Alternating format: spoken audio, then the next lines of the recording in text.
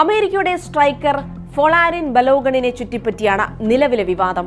Bosnia and ഹെർസഗോവിനയ്ക്കെതിരായ round of 32 മത്സരത്തിന്റെ രണ്ടാം പകുതിയിൽ ബലോഗണിന് ചുവപ്പ് കാർഡ് ലഭിച്ചിരുന്നു. ഫിഫ നിയമങ്ങൾ പ്രകാരം ഒരു താരത്തിന് നേരിട്ടുള്ള ചുവപ്പ് കാർഡ് ലഭിച്ചാൽ സാധാരണയായി ടീമിന്റെ അടുത്ത മത്സരത്തിൽ നിന്ന് താരത്തിന് സസ്പെൻഷൻ ലഭിക്കും.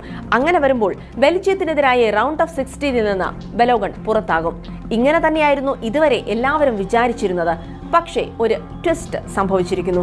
റോയിട്ടേഴ്സ് റിപ്പോർട്ട് പ്രകാരം US പ്രസിഡന്റ് ഡൊണാൾഡ് ട്രംപ് നേരിട്ട് ഫിഫ പ്രസിഡന്റ് ജിയാനി ഇൻഫന്റോണിയെ വിളിച്ച് തീരുമാനം പുനഃപരിശോധിക്കാൻ ആവശ്യപ്പെട്ടു. തൊട്ടു പിന്നാലെ ബലോഗണിന് ബെൽജിയത്തിനെതിരെ കളിക്കാനുള്ള അയോഗ്യത ഫിഫ റദ്ദാക്കുകയും ചെയ്തു. സസ്പെൻഷൻ പിൻവലിച്ചുവെന്നാണ് ഫിഫ അറിയിച്ചിരിക്കുന്നത്. സസ്പെൻഷൻ നടപടികൾ 1 വർഷത്തേക്ക് മരവിപ്പിക്കാനാണ് നിലവിൽ ഫിഫയുടെ തീരുമാനം. ഇക്കാലയളവിൽ താരം സമാന രീതിയിലുള്ള തെറ്റ് ആവർത്തിച്ചാൽ ഫിഫ സസ്പെൻഷൻ ഉൾപ്പെടെയുള്ള നടപടികളിലേക്ക് കടക്കും. അതായത് അമേരിക്കൻ പ്രസിഡന്റിന്റെ ഒറ്റ